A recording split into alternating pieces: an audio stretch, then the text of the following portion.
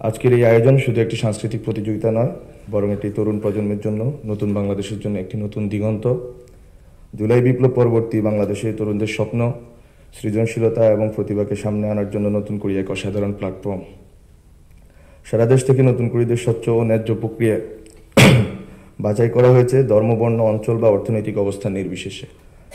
এই শিশু কিশোর তরুণরাই নতুন বাংলাদেশের পতাকাকে বহন করবে, নিজের প্রতিভা ও পরিশ্রম দিয়ে আমাদের সংস্কৃতি, সমাজ ও সভ্যতাকে এগিয়ে নিয়ে যাবে। জুলাইয়ের শহীদ আহতদের কাঙ্ক্ষিত সেই বৈষম্যহীন, ন্যায্য এবং সবার বাংলাদেশ গড়ে তুলবে। বাংলাদেশ, আমরা দেখেছি গত 15 বছর ধরে বাংলাদেশকে একটি ভাষা, এক সংস্কৃতি এবং একটি ঐতিহ্যের গণ্ডীভুক্ত করা হয়েছে। কিন্তু বাংলাদেশ বহু সংস্কৃতির, বহু ঐতিহ্যের এবং বহু ভাষার দেশ। দীর্ঘদিন ধরে এই বৈচিত্র্যের পুরো সৌন্দর্য আমরা উপভোগ করতে পারিনি, উপলব্ধি করতে পারিনি।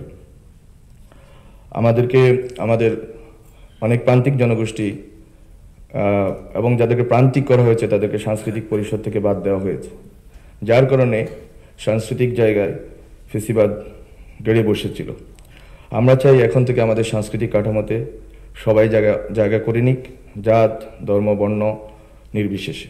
আমাদের সংস্কৃতির শক্তি হবে অন্তর্ভুক্তি, বৈচিত্র্য এবং মানবতার সম্মিলন। আমাদের সভ্যতা হবে এই বাংলার অববাহিকায় যে বৈচিত্র্যময় সাংস্কৃতিক সম্পদ আছে এবং যেই মিলনবিন্দুর কারণে বাংলাদেশ বিশিষ্ট, সেই বিশিষ্টতার অনুসরণ। আমি মাননীয় প্রধান উপদেষ্টার নেতৃত্বে আমরা যখন একটি নতুন বাংলাদেশের যাত্রায় আছি, তখন প্রাতিষ্ঠানিক সংস্কারের ধারাবাহিকতায় বিটিভিকেও স্বায়ত্তশাসন দেওয়া হচ্ছে এবং বিটিভি যাতে বাংলাদেশের সংস্কৃতি এবং ঐতিহ্যের এবং বাংলাদেশের মানুষের প্রতিনিধিত্ব করতে পারে, সেজন্য বিটিভিকে নতুন করে গড়ে তোলা হচ্ছে। বিটিভি যাতে কোনো দলের, কোনো রাজনৈতিক শক্তির স্বার্থের হাতিয়ার না হয়ে ওঠে, সেই চেষ্টা আমরা করে যাচ্ছি। বিটিভিতে নতুন করে আরও রিয়েলিটি শো, ভিন্ন বয়স এবং পটভূমির প্রতিযোগীদের নিয়ে নতুন যে অনুষ্ঠান, সেসব আমরা চালু করে দিয়ে যাব। আশা করি পরবর্তীতে এগুলো অব্যাহত থাকবে। এখন থেকে বিটিভি হবে সবার, সব দলের এবং সব মানুষের। পরিশেষে আমি বিজয়ী নতুন করি 2025 প্রতিযোগীদের আন্তরিক অভিনন্দন জানাই। প্রতিযোগিতায় যারা জয়ী হয়েছেন, বাংলাদেশের বিভিন্ন প্রান্তিক অঞ্চল থেকে ধারাবাহিকভাবে যারা আজকে এই মঞ্চে পর্যন্ত এসে পৌঁছেছেন, সবাইকে অভিনন্দন জানাই। আমি অভিনন্দন জানাই তোমাদের নতুন কুড়িদের প্রতিভা, নিষ্ঠা এবং উদ্ভাবনী শক্তি আমাদের সবাইকে অনুপ্রাণিত করে। আমরা দেখেছি বাংলাদেশে গত 2-3 সপ্তাহ জুড়ে বিভিন্ন ফেসবুকে, রিলসে, ইউটিউবে মানুষ নতুনভাবে বাংলাদেশের সংস্কৃতি এবং ঐতিহ্যকে নতুনভাবে আবিষ্কার করতে পেরেছে নতুন করির সৌজন্যে।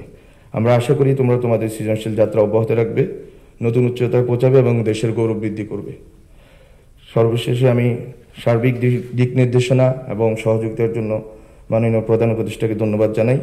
আরও ধন্যবাদ জানাই এই আয়োজনের সঙ্গে যুক্ত আমার মন্ত্রণালয়ের সকল কর্মকর্তা বৃন্দদের, বিশেষ করে বিটিভির সংশ্লিষ্ট সকল কলাকুশলী, বিচারক বৃন্দ, অভিভাবক, সবচেয়ে বেশি আমাদের সেই কিশোর তরুণদের যারা এখানে অংশগ্রহণ করেছেন এবং তোমাদের শ্রম, প্রতিভা দিয়ে এই আয়োজনকে মহিমান্বিত করেছ। সবাইকে আমি ধন্যবাদ জানাই এবং জুলাই গণ অভ্যুত্থান এর মাধ্যমে আমরা আজকে যেখানে এসে পৌঁছেছি, সেই যাত্রা যেন অব্যাহত থাকে, নতুন বাংলাদেশের যাত্রা যেন অব্যাহত থাকে, সেই কামনা করি।